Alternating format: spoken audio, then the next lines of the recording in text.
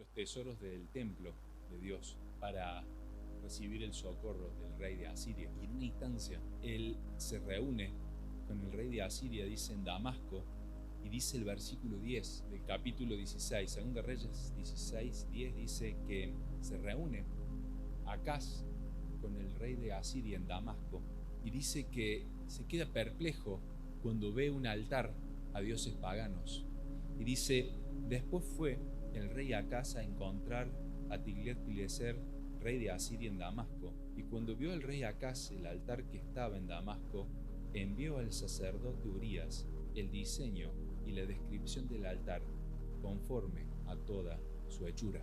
Tomó el monte. Dice que tomó el altar de bronce, Urías, que le acerque el altar de bronce al altar que le dijo a Urías que construyera, que se lo acerque a ese lugar. Profanó el templo de Dios para hacer culto el que él quiso. Si juzgáramos a Ezequías por su padre, quizá Ezequías agacharía la cabeza diciendo, nada tengo que ver yo con él.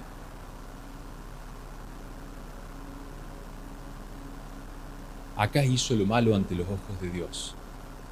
Tomó el modelo del mundo, tomó el diseño del templo a sacerdotes paganos y a dioses paganos. Le mandó el diseño al sacerdote de Dios para que construyera eso, para sacrificar allí. Y resulta que el versículo 16 del capítulo 16 dice, e hizo el sacerdote Urías conforme a todas las cosas que el rey Acaz le mandó. E hizo el sacerdote Urías conforme a todas las cosas que el rey Acaz le mandó. Tomó el modelo del mundo, profanó el templo de Dios, le quitó a Dios para buscar ayuda en otros lados. Y el sacerdote en ese momento obedeció a la palabra del rey. Un sacrificio que Dios no aceptaba, un modelo que Dios no había pedido, un temor que a Dios no le honraba. Y el sacerdote obedeció. Y hablo a todos los sacerdotes aquí presentes de cada hogar. Y digo esto, que aquellos modelos de adoración a Dios, que aquellos estilos de vida que se nos quieren imponer para nuestros hogares, nosotros no debemos de seguirlos ni obedecerlos, porque vos y yo vamos a ser como sacerdotes de nuestros hogares quienes vamos a tener que dar cuenta ante Dios por lo que hagamos. Ahora Ezequías no fue como su padre. Hay una frase que me pueden escuchar a mí varias veces decir, y acá no aplica, y es: la fruta no cae muy lejos del árbol. Pero gracias a Dios que Ezequías no tomó el consejo de su padre, sino que por el contrario dice que comenzó él a reinar con 25 años. Si sacamos más o menos la cuenta, Acaz lo tuvo Ezequías cuando tenía 16 años. Un rey joven. Ezequías reinó 29 años, dice, y a diferencia de su papá, él sí hizo lo recto ante los ojos de Dios,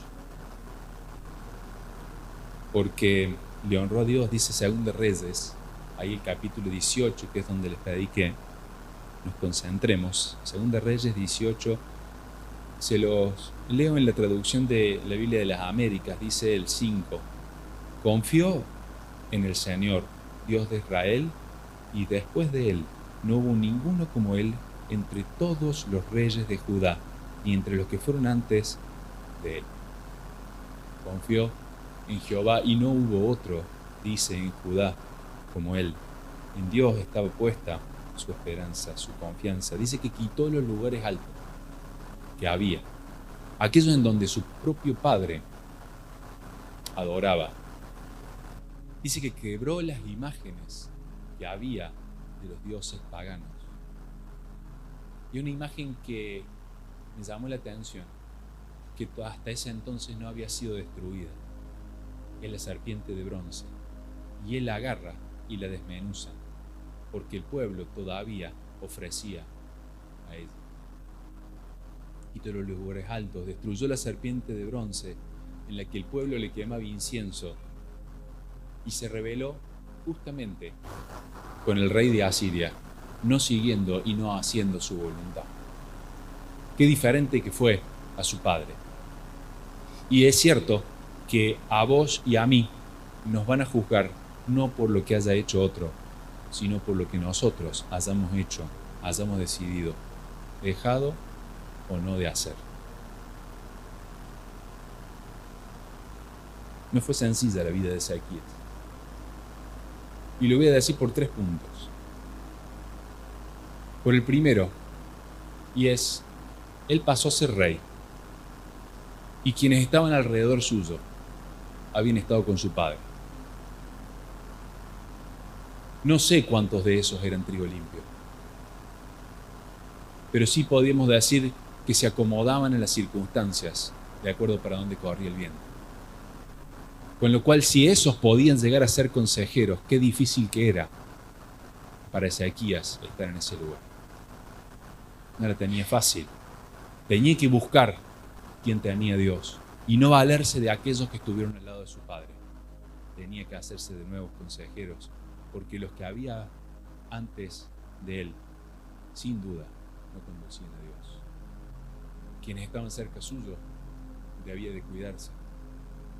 Al pueblo le destruyó los lugares altos, al pueblo le desmenuzó la serpiente de bronce, al pueblo le quebró las imágenes a los que adoraban. ¿Cuántos de todos esos estaban resentidos con su rey porque quitaron aquello a los que ellos honraban? Otros se habrán vuelto a Dios, sin duda, pero así como los hubo de los buenos, también había aquellos paganos que seguían las costumbres de este mundo y que estaban en contra de la voluntad de su Señor el Rey. Una posición difícil, con un consejo que debía de buscar. Un pueblo complicado de llevar, a los cuales no le siguió la corriente, sino que quebró sus imágenes, destruyó sus altares, desmenuzó la serpiente y le dijo a quién debían de servir. Y tercero, en su generación, un imperio que estaba invadiendo y tomando cuanto territorio había por delante, iba ahora por el suyo, porque en aquel momento el rey de Asiria iba justamente por el territorio de Judá. Y dice la palabra de Dios que Ezequías se opuso al rey de Asiria. Y también nos cuenta la Biblia que en ese avance del rey de Asiria perdió territorio Ezequías, que tuvo que dar tributo, pero dijo basta. Y como decíamos en el versículo 5, él confiaba en Dios. Y ante los ojos de cualquiera había 3 cosas grandes que él estaba haciendo que demostraban su confianza en Dios. Destruyó toda otra deidad que ante el pueblo podía llegar a ver. Buscó sus propios consejeros. Podemos encontrar a Isaías. Y se opuso al poder más grande que había en aquel momento.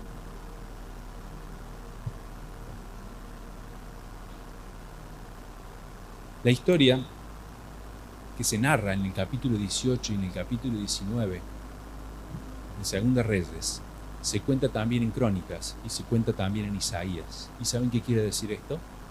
Que lo que está queriendo decir Dios acá y narrando en más de una oportunidad, como pocas veces pasa en las Escrituras, quiere que la conozcamos. Cuando el Señor dice en reiteradas oportunidades las mismas cosas en las Escrituras es porque quiere que estemos atentos a esas palabras.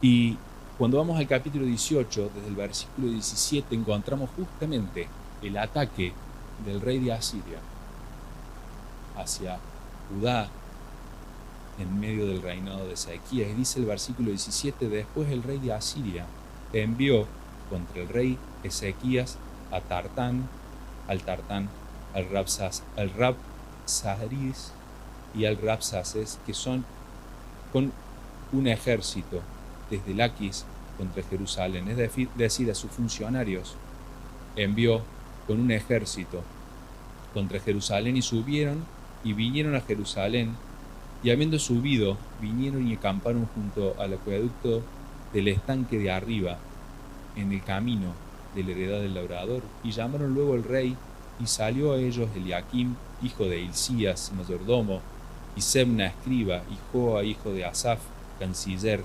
Y les dijo el Rabsés: decid ahora a Ezequías, atentos ahora. Así dice el gran rey de Asiria: ¿Qué confianza es esta en que te apoyas? ¿Qué confianza es esta en que te apoyas? Versículo 20, dices, pero son palabras vacías: consejo tengo y fuerza para la guerra. ¿Mas en qué confías que te has rebelado contra mí? He aquí que confías en el báculo de caña cascada, en Egipto, el cual, si alguno se apoyase, se le entrará por la mano y la traspasará. Tal es Faraón, rey de Egipto, para todos los que en él confían. Y si me decís, nosotros confiamos en Jehová nuestro Dios, ¿no es este aquel cuyos lugares altos y altares ha quitado Ezequías, y ha dicho a Judá y a Jerusalén: delante de este altar adoraréis en Jerusalén? Ahora pues, yo te ruego que des rehenes a mi señor el rey de Asiria, y yo te daré 2000 caballos, si tú puedes dar jinetes para ellos. Ahí nomás la lectura. Se acercan entonces funcionarios del rey de Asiria al territorio de Judá para hablar con Ezequías, y en tono prepotente plantearle y preguntarle lo que dice ese versículo 19: ¿en qué confianza está esta en que te apoyas? ¿Qué confianza es esta en que te apoyas? ¿En qué confías? Y le menciona 3 cosas. Una, en tu sabiduría, en tu consejo, en tus fuerzas. ¿Confías en Egipto? Egipto es una caña en la que si le apoyas la mano para sostenerte te va a traspasar la mano. Ese es el faraón, le dice. No confíes en él. ¿En qué confías? ¿En Dios? Si Ezequiel les destruyó todos los altares que tenía, a Dios. Fíjense el concepto de Dios que tenía el enemigo. Ni siquiera sabía quién era Jehová Dios, porque estaba diciendo que aquellos altares paganos eran de Dios. No conocían Dios, hablaban de Dios sin conocerlo. Y menciona 3 cosas: sabiduría, consejo para la guerra. ¿En eso confías? ¿Confías en Egipto? Te va a traspasar la mano. No te poses en eso porque vas a salir dañado. Y lo dice la Biblia. Mejor es confiar en Jehová que confiar en el hombre. Y la astucia de Satanás: ¿qué vas a confiar en Dios? Entonces dice: si Dios está ofendido con vos, si le rompiste todos los altares. El pueblo estaba entendiendo cuál era el propósito de Dios para ellos en la confianza, y el enemigo, aprovechándose de eso, lo quería confundir. Ese es el ataque del enemigo para aquel que dice que su confianza está puesta en Dios. Y se nos pregunta también a nosotros en esta mañana: ¿en qué está puesta tu confianza? ¿En tus fuerzas? ¿En tu sabiduría? ¿En los que te rodean en Egipto? No confíes en el hombre. Cuando te apoyes en ellos, te va a traspasar la mano. ¿Confías en Dios? Si confías en Dios, ¿lo estás obedeciendo? ¿Está de tu lado Dios? ¿No lo estás ofendiendo? Astucia. Después de todo esto, sigue atacando, y así como ataca al hombre, ataca a Dios mismo. Y dice 2 Reyes 19:10: no te engañe tu Dios en que tú confías, para decir: Jerusalén no será entregada en manos del rey de Asiria. Mirá los reinos que te rodean. Ninguno de sus dioses los pudo salvar, y hoy están siendo sojuzgados por el rey de Asiria. ¿Crees que Jehová te va a salvar de la mano mía? Quiso tirar por tierra cualquier estructura, pilar, cimiento de confianza que pudiera tener el rey. Él no caminó ni anduvo en los caminos de su padre, sino que dice que anduvo en los caminos de David, y no hubo otro antes ni después de él en Judá que temiera, que buscara, que siguiera a Dios, como Ezequías. Y ahora estaba siendo puesto a prueba todo aquello que él profesaba, que él decía y en lo que él confiaba. ¿En qué está puesta tu confianza?, dice el versículo 19. Ahora le llega una carta a Ezequías de parte de Sennacherib, exponiéndole que no tiene nada para hacer.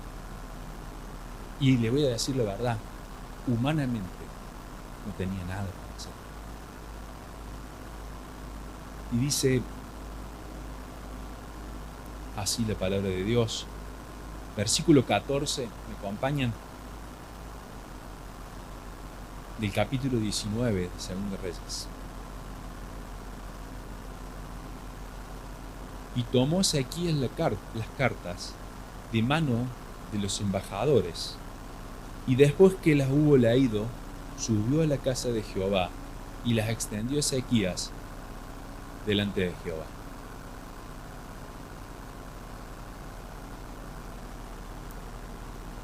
¿Lo leemos de nuevo?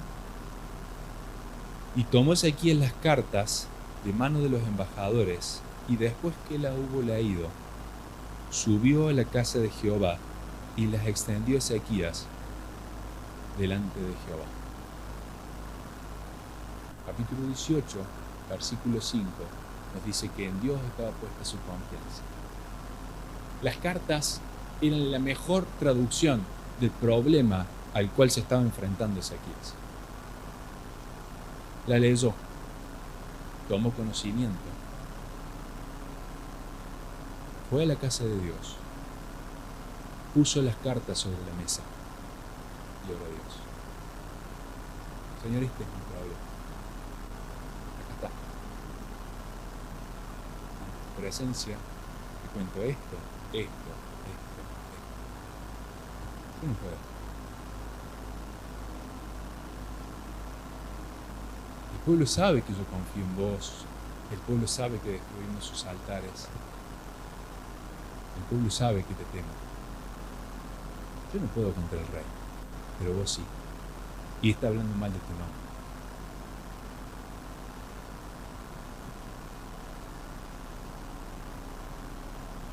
Y dice el versículo 19, ahora pues, oh Jehová, Dios nuestro, sálvanos, te ruego, de su mano, para que sepan todos los reinos de la tierra que solo tú, Jehová, eres Dios. Así termina la oración, la pueden leer desde ese versículo 15 que leímos en adelante hasta el 19. Ezequías le dice todo a Dios en su verdad. Le pone el problema delante de Dios, como lo tenés que poner vos y lo que tengo que poner yo. En código Morse no le oremos a Dios. Él quiere saber qué es lo que hay en nuestro corazón. Vayamos con las cartas abiertas delante de Dios y le contemos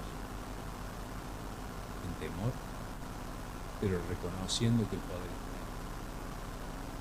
Y cuando vamos al versículo 35, termina la historia y dice, y aconteció que aquella misma noche salió el ángel de Jehová y mató en el campamento de los asirios a 185,000. Y cuando se levantaron por la mañana, he aquí que todo era cuerpo de muertos. Nada que estuviese al alcance del ejército de Judá. La oferta que le había dado dice, dame rehenes y yo te voy a dar 2,000 caballos si es que tenés 2,000 jinetes. Así lo sobró el rey de Asiria. Y no hizo falta que se moviera un solo soldado de Judá, porque el ángel del Señor hizo la obra. Puso las cartas sobre la mesa, oró a Dios, pero confió en Dios y vivió una vida de temor y en santidad para con Él. Y dije que iba a ser breve. Entonces nos vamos a ir ahora sí al Salmo 121.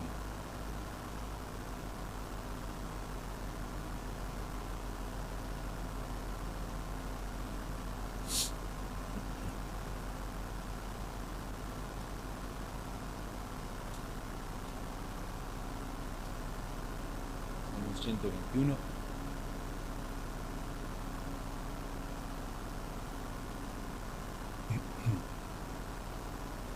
Más que conocido. Dice: alzaré mis ojos a los montes. ¿De dónde vendrá mi socorro? Dice la nueva versión, nueva traducción viviente: levanto la vista hacia las montañas. ¿Viene de allí mi ayuda? Mi ayuda viene del Señor que hizo el cielo y la tierra. Levanto mis ojos a la montaña, allá donde estaban esos lugares altos, allá donde estaba puesta la confianza del pueblo. ¿Viene de ahí mi ayuda?, dice el salmista. No, mi ayuda viene del Señor que hizo los cielos y la tierra. Verso 3: no dará tu pie al resbaladero, ni se dormirá el que te guarda. He aquí, no se adormecerá, ni se dormirá el que guarda a Israel. Jehová es tu guardador, Jehová es tu sombra en tu mano derecha. El sol no te fatigará de día, ni la luna de noche.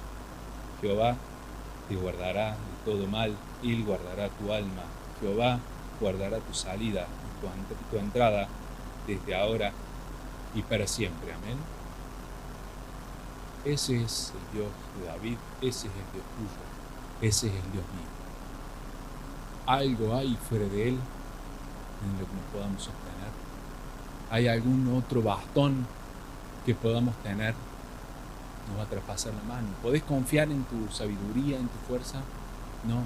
¿Podés mirar a aquellos lugares altos en donde está puesta la confianza del pueblo? No. No debo de alzar mis ojos a los montes, porque de ahí no viene mi confianza, dice el Salmo.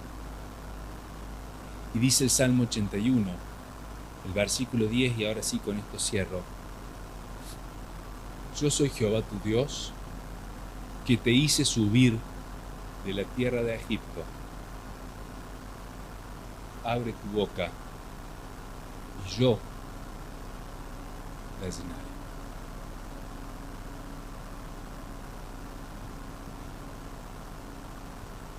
Ahora nos vamos a dividir a orar. Vamos a hacer grupo de 2 o de 3 hermanos, 2 o 3 hermanas. Nos vamos a distribuir en el salón. Algunos, no sé si se van a querer mojar un poco, después va a tomar un poquito de la humedad. Pero la idea es esta, que meditando en la palabra de Dios, conociendo cómo debemos de acercarnos a Él, podemos hacerlo con confianza, con corazones sinceros, pero temerosos, poniéndonos a cuenta con Dios y aprovechando quizá de estar orando con algún hermano, para que en intimidad también podamos compartir nuestros problemas o agradecimientos, y así oramos juntos. Vamos a orar entonces, sí, para terminar, y después de la oración que vayamos a tener, vamos a compartir un refrigerio, y después sigue la actividad de aquellos que van a participar del locro, van a comer. Oramos y sí, nos dividimos entonces. Querido Dios y amado Padre Celestial, una vez más te damos gracias por tu palabra, te damos gracias por lo que nos enseñas a través de ella. Gracias, Padre, por los ejemplos que pones, para que sigamos, para que imitemos y para que sepamos lo que es la verdadera confianza puesta en ti. Queremos agradecerte, Padre, una vez más por esto, y bendice, Señor, este momento que vamos a compartir de comunión, orando y hablando contigo, poniendo nuestras vidas ante ti en oración. Te bendecimos y damos las gracias en nombre del Señor Jesucristo. Amén. Aprovechemos los espacios que tiene el salón, arriba, las salitas. Si hay lugares